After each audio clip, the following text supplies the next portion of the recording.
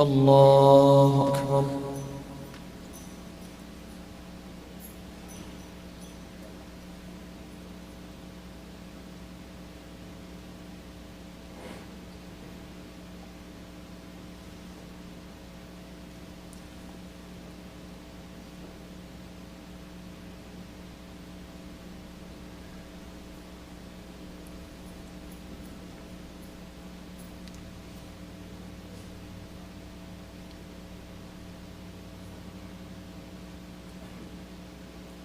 الله أكبر.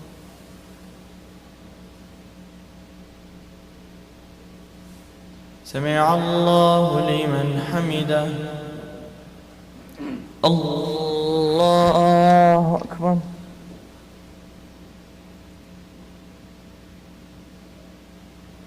الله أكبر. الله أكبر.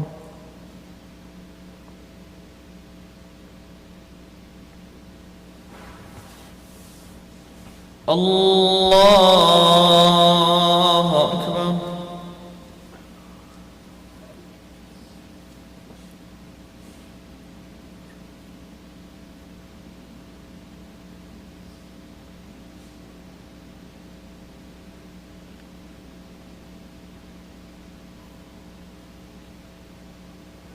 الله أكبر. سمع الله لمن حمده. الله أكبر.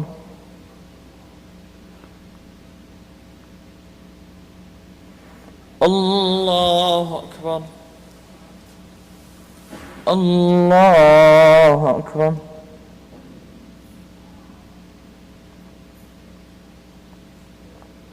الله أكبر.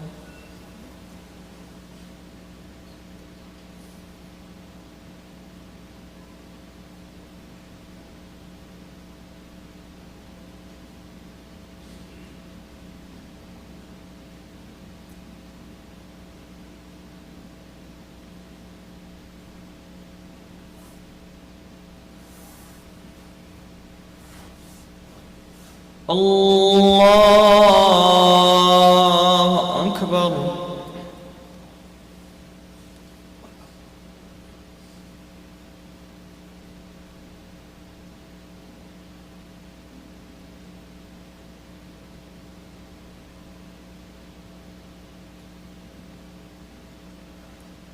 الله أكبر.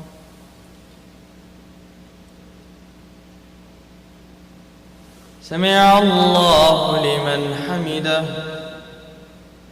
الله أكبر.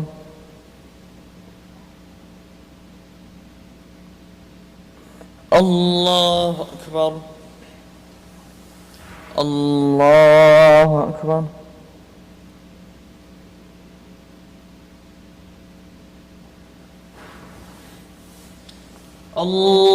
الله أكبر.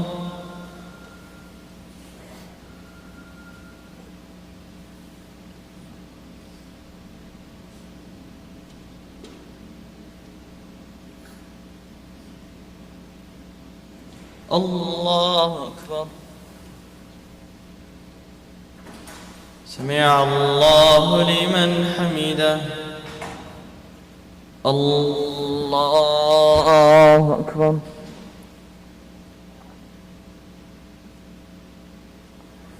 الله أكبر. الله أكبر.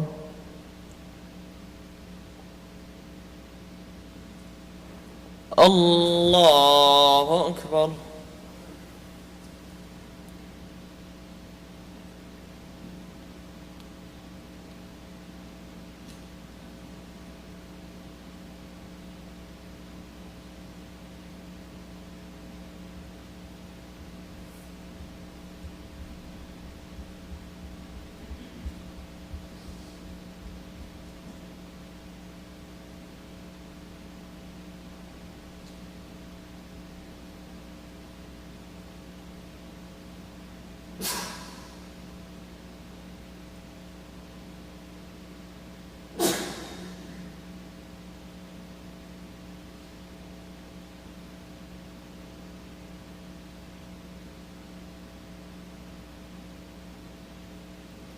السلام عليكم ورحمة الله. السلام عليكم ورحمة الله.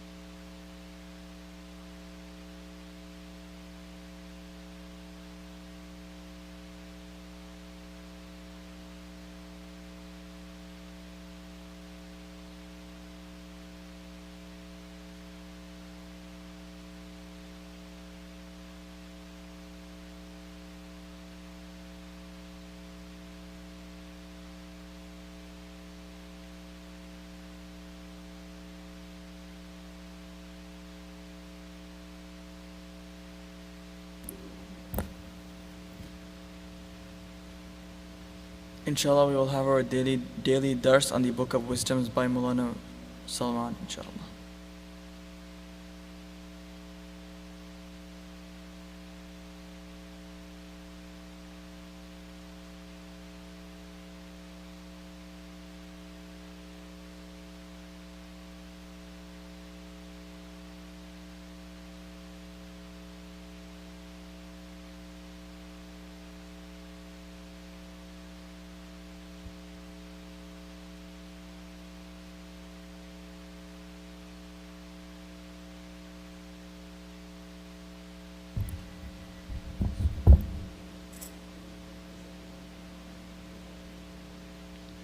All brothers are requested to please come closer. Jazakallah.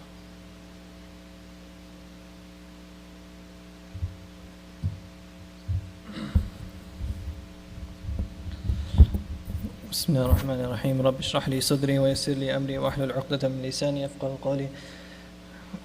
Yesterday we were discussing the chapter of patience and the profound statements by Sheikh Ibn Ata'illah al-Iskandari. And yesterday, just to summarize what he mentioned, was that whenever we're being tested in anything in life, whenever something happens to us in life, we should bear in mind that the person testing us, or the being testing us, is Allah subhanahu wa ta'ala. And that same Allah subhanahu wa ta'ala was granted us so many great things in life, right? Made us from the best of the creation, gave us so many different blessings in life. You know, how many of us have good health, how many of us have, alhamdulillah, good family, good wealth, etc. So whenever we are being tested, we should keep in mind is that same being that's testing us. So related to that, he mentions here, مَنْ ظَنَّ إِنْفِكَاكَ لُطْفِهِ عَنْ قَدَرِهِ فَذَلِكَ لِقُصُورِ نَظَرِهِ. Very beautifully put in Arabic. Whoever supposed that his, meaning Allah Azza wa Jal, his gentleness is separate from his decree of fate, does so out of his short-sightedness. It's his own fault who thinks like that. A person who thinks that Allah is only kind to me at the time when good things happen to me, and when something bad happens to me, he doesn't like me anymore. He's not happy with me anymore. No, that's not true. That's not necessary. Just because something bad happens to us doesn't mean that Allah is angry with us. So the commentator explains that the idea that Allah's gentleness and kindness is only with the servant in the state of pleasure and prosperity. We think, everything is going well in life. Not in the state of difficulty and hardship is a product of deficiency of the intellect. This is his own foolishness. The believing servant who holds this notion is lacking in insight because his gaze is limited to the external circumstances. Oh, we think that, for example, I lost my job because of this reason. My boss, he kicked me, he fired me because of this reason. Or so-and-so relative of mine, he died because of that car accident. My close relative who I strongly loved, he died because of this car accident. We don't think that it has anything to do with Allah. Oh, he shouldn't have been driving so fast. Oh, he shouldn't have, he shouldn't have been answering his phone at that time. Or anything else related to our job or our life, as we discussed it, financially or emotionally. Why did this happen to me? Why did I have to lose so-and-so person? Is causing me so much grief and so much sadness. So in difficulties and hardships, the believer achieves inner bounties that he does not acquire in prosperity. In fact, in the luxuries and the state of prosperity are numerous calamities. Even when a person, right, he's being given so much wealth, he has a good family, he has good health, there are problems with that as well. Now think about that. If we're thinking that by us, being in America, alhamdulillah, we have so many luxuries here. The clean water, access to hot water, go to the supermarket, you have so many different types of juice, so many different types of food, so many different types of ice cream, so much, you can get anything. And from all over the world, you have items coming in, and you can easily go to the supermarket and buy. So we may think that, these are all good things happening to us, right? But the author is saying that there are problems with this as well, or there are challenges with this as well. In fact, in the luxuries and the state of prosperity are numerous calamities, because when the ego acquires the object of its pleasures, it gains strength. Hence, its rebellion will increase. Okay? So when a person gets whatever he wants, he feels less dependent upon Allah. If his job is going well, his family is going well, his health is well, then, generally speaking, such a person will be less turning towards Allah than a person who is in some sort of difficulty. And I'm pretty sure everyone can relate to this. Hence, its rebellion will increase. It will thus become involved in sin. If not sin, then at least it will certainly fall into forgetfulness. On the contrary, the power of the ego weakens in difficulties and hardship. Since faith exists, the servant turns his gaze toward Allah Most High. He supplicates to Allah the Most High and adopts patience. He turns away from the world and cultivates the attribute of contentment with the divine decree. These attitudes are the acts of the heart, which are superior to the outward acts of worship executed by a healthy person in a state of peace. Thus, it is deficiency in one's intelligence to believe that Allah Most High's mercy is lifted during difficulties and hardships. Because the author kind of delved into the subject of decree, and he mentioned this statement here that whoever thinks that Allah's kindness is not with him at the time of hardship, I'd just like to mention that many times, because we human beings, right, we're very hasty with our thinking, we may not understand the goodness from a certain calamity. So I'll give you an example, right, of myself. I was studying in South Africa for most of my Islamic studies. And I studied at a big institution, and where Mufti Minhajuddin, Mufti Azimuddin studied. They studied in Darul Zakaria. My institution is known as Darul Azadville. People from all over the world, right, try their best to go to these institutions. I've had classmates from so many different countries. And it's a very large, well-known institution. The teachers there are also very well-known. Sheikh Fadl Rahman Sahib, he travels all over the world. He came to America as well. And the madrasa is great, the teachers are great, everything is so convenient, so comfortable. In my last year, my studies, I studied half the last year, and I went for Umrah with one of my teachers, and on the way back I had a visa issue. And I was not able to enter South Africa again. So then I ended up finishing my studies in another country in a very small madrasa. When I found out that, I was at the airport, and I remember when, the officer pulled me to the side and said that, your visa, you have issues, and you're going to be blacklisted and this and that. I was very shocked because I was under the assumption that I have visa for 5 years, and my other classmates, people who applied with me in the same avenue, they got visa. And I paid the same exact fees, everything, hundreds and $1,000s, and still I find out that, I have a visa problem. So I was sent to Zambia. It was very hard reckoning for me. All the teachers were like very shocked. Everyone was like, all my classmates were shocked. All my belongings were there. I went for Umrah for a short period. I only had one suitcase with me, and all my books, all my belongings, everything was left in South Africa. And you can it's just hard to even imagine. I'm so used to the teachers. You have a strong relationship with the teachers. Everyone knows you. You're so comfortable. And now you're just randomly going to a different country. You don't know anybody. You don't know, and you're going for a few months. I could have graduated. It's a much more prestigious institution. Azadville is well known. You search it up, you'll find we have graduates from all over. But the madrasa I studied from is called Jamia Islamia, Zambia, Lusaka. I don't think anyone has heard of it, right? So at that time it was very heartbreaking for me and everyone, and I was just so upset. But at the same time, our teachers taught us that be patient with the decree of Allah, and the outcome inshallah will be good. Throughout my stay in Zambia, I realized that I learned such things there, and I've got to connect with such people there that I would never have connected with in South Africa. You may have heard Mufti Ibrahim Desai Sahab. He's the one who runs AskImam.org. If you go, there's so many fatwa, you can ask AskImam.org. Mufti Abrar Mirza, and he studied under him, and so many. Mufti Azaz Al-Jamari, he also studied with Mufti Ibrahim Desai. When I was in South Africa, I could never get a chance to meet him because he's just such a busy person. But it was just Allah's will that when I was in Zambia, right? Zambia had invited him as a special guest to deliver a program, and by virtue of that, I was able to speak with him. And then I was actually going to study with him, but because of the whole visa issue, I was no longer able to continue. So then I spoke with him, and then I talked to him about studying with his students here in Chicago, and alhamdulillah, I got an opportunity to do that.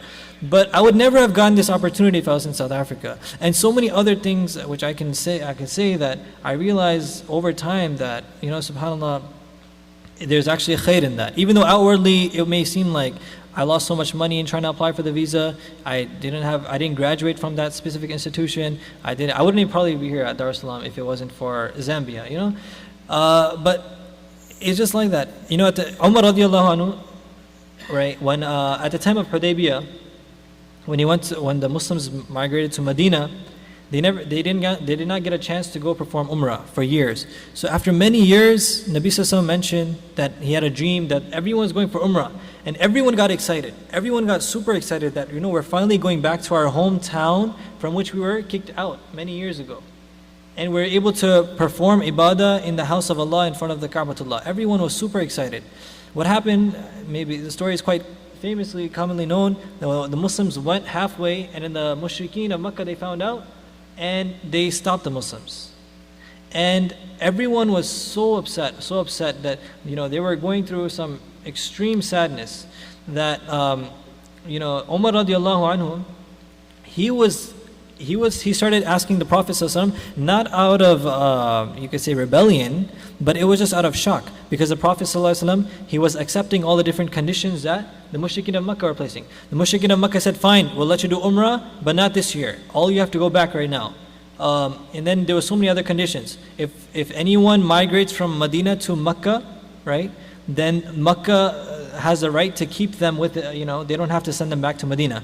But if anyone becomes Muslim and moves from Makkah to Medina, then the mushrikeen were saying you have to send them back to Makkah. And there were many conditions which seemed unfair from the outside. Umar radiallahu anhu got extreme, he was really upset. After the whole peace treaty, he went to the Prophet ﷺ, and he's like, Ya Rasulullah, why do we have to humiliate ourselves? Aren't you the true prophet? Aren't you the true prophet? Didn't the deen you bring the truth? And the Prophet ﷺ was just quiet. So Umar radiallahu anhu went on saying, why do we have to, be the ones to put ourselves down? Why do we have to humiliate ourselves? Why are they putting these strict conditions and we're just saying, okay. If we need to fight, we'll fight, and we'll just overtake them. Isn't the deen of Allah right? Then the Prophet ﷺ just stayed quiet. And then Umar radiallahu anhu was just so upset. Then he went to Abu Bakr radiallahu anhu, same thing. Abu Bakr radiallahu anhu, he went to him, isn't the Prophet Muhammad, isn't he the truth? Didn't the deen he bring the truth? Why do we have to bear this suffering? Why are we doing this? And Abu Bakr radiallahu anhu, he had that sifat. He said that, Allah and His Prophet knows best about what they do. And later on, that Sulh of Hudaybiyah, that was the reason for the conquest of Makkah. by virtue of making that peace treaty between the Muslims and the people of Mecca, then afterwards deen was able to spread all over Arabia, and eventually it hit Mecca as well, and then tens and thousands of Muslims there were over 20,000 Muslims at the time of Fatih Makkah. Nevertheless, to put the story in to summarize the story, or the point that I'm trying to make, is that whenever something bad happens to us outwardly, we're very quick to jump and judge. Man, why did this happen to me? Right? Why did this happen to me? This shouldn't have happened to me. Even we think of it as a total loss. Oh, I just lost a few $100s. I just lost a few $1,000s. So and so. How can that be a good thing? But when you think about it later on in your life, you'll realize the goodness that comes out of it. So, that's just to reiterate what the author had said, that if we think that Allah is only with us at the time of good occurrences, right, when things are going in life the way we want to, and He's not with us in adversities, then this is just our own short-sightedness. And we need to believe that Allah is with us at all times. May Allah subhanahu wa ta'ala give myself the ability to understand and appreciate it. Jazakumullahu Khairun for sitting. أقول قولي هذا وأستغفر الله لي ولكم ولسائر المسلمين فاستغفروه إنه هو الغفور الرحيم.